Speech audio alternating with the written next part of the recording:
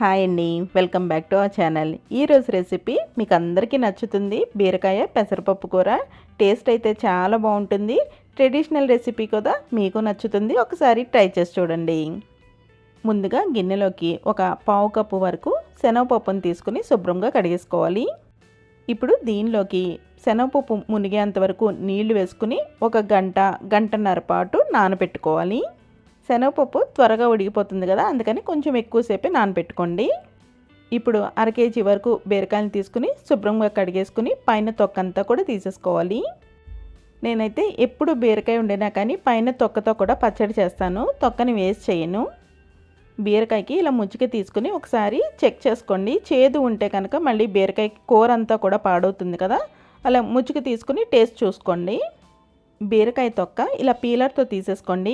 బాగా ఎక్కువ లోపలికి కూడా తీయాల్సిన అవసరం లేదు. చూసారు కదా, ఇలా పల్చగా తీసుకుంటే కూడా సరిపోతుంది.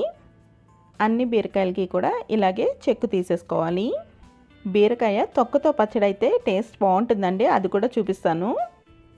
ఇప్పుడు బీరకాయలని చిన్న ముక్కలుగా కట్ చేసేసుకోవాలి. బీరకాయల్లో నీరు ఉంటుంది కాబట్టి త్వరగానే మగ్గిపోతాయి. మరీ పెద్దవి కాకుండా అలా అని మరీ చిన్నవి కాకుండా కట్ చేసుకోవాలి. ఈరోజు నేను బీరకాయ శనగపప్పు చేస్తున్నాను కదా, బీరకాయ కందిపప్పు కూడా టేస్ట్ అయితే చాలా బాగుంటుందండి, చాలా కమ్మగా ఉంటుంది.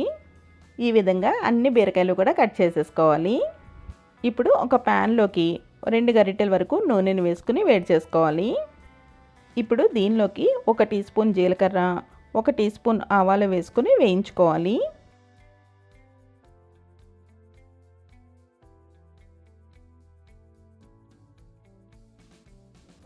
ఆవాలు చిట్టపట్లాడుతున్నప్పుడు దీనిలోకి బీరకాయ ముక్కలు వేసేసుకోవాలి.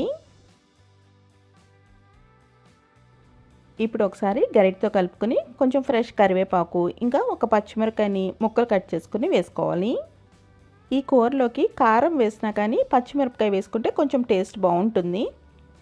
1 నిమిషం పాటు బీరకాయ ముక్కల్ని వేయించుకున్న తర్వాత దీనిలోకి నానబెట్టుకున్న శనగపప్పు వేసేసుకోవాలి.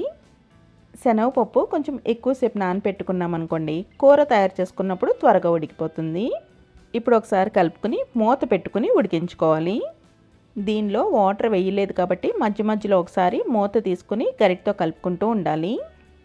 శనగపప్పు ఒక 70% వరకు అంటే లోపల కొంచెం పలుకే ఉంటుంది. అప్పుడు దీంట్లోకి పావు టీ స్పూన్ పసుపు, రుచికి సరిపడా ఉప్పు వేసుకోవాలి.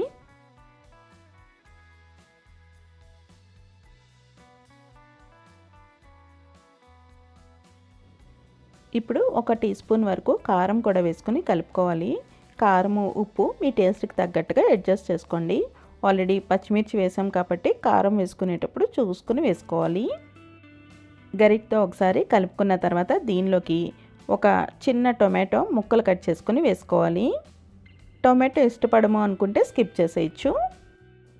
ఇప్పుడు దీనిలోకి 1 టీ గ్లాస్ వరకు నీళ్లు వేసుకుని స్టవ్ని హై ఫ్లేమ్లో పెట్టుకుని నీళ్లు మరుగుతున్నప్పుడు స్టవ్ని మీడియం ఫ్లేమ్కి అడ్జస్ట్ చేసుకుని మూత పెట్టుకుని ఉడికించుకోవాలి. మధ్య మధ్యలో మూత తీసుకుని శనగపప్పు ఉడికిందో లేదో చెక్ చేసుకోవాలి. శనగపప్పు ఉడికిపోయినట్టయితే పైన మూత తీసేసుకుని స్టవ్ని మీడియం ఫ్లేమ్లోనే ఉంచుకొని కూర దగ్గరికి పడేంత వరకు ఉడికించుకోవాలి. చూసారు కదా, బీరకాయ శనగపప్పు కూర కన్సిస్టెన్సీ ఈ విధంగా ఉంటే బాగుంటుంది. శనగపప్పు బీరకాయ కూర అన్నంలోకి ఇంకా చపాతీలోకి కూడా బాగుంటుంది. సింపుల్ రెసిపీ అండి, టేస్ట్ అయితే చాలా బాగుంటుంది. ఒకసారి ట్రై చేసి చూడండి. అలాగే ఆంధ్ర క్వీన్ ఛానల్ని ఫస్ట్ టైం చూస్తున్నట్టయితే సబ్స్క్రైబ్ చేసుకోవడం మర్చిపోకండి. Thank you for watching our channel.